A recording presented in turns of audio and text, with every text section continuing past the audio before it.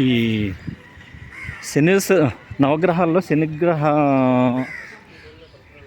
ఆలయానికి దగ్గరలో నలతీర్థం అని ఉంటుంది. మీకు నలమహారాజు స్టోరీ అది చెప్పుకురావాలంటే చాలా స్టోరీ అది ఉంటుంది. కాకపోతే ఆయనకి శని పోవటం కోసం ఈ నలతీర్థంలో స్నానం చేసి ఇక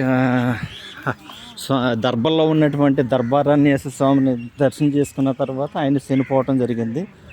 అలాగే విచిత్రం ఏంటంటే ఈరోజు కార్తీక పౌర్ణమి ఉదయం సముద్ర స్నానము, తర్వాత కావేరి నది, ఈ కోనేరు మూడిట్లో స్నానం చేసే భాగ్యాన్ని నా భగవంతుడు నాకు అనుగ్రహించినందుకు శతకోటి వందనాలు. ఇలాగ ఎవరికో కొంతమందికి మాత్రమే ఈ అవకాశం దక్కుతుంది అన్నట్టు. అంటే ఇప్పుడున్న బిజీ షెడ్యూల్లో నాకు అవకాశం దొరికింది అన్నట్టు.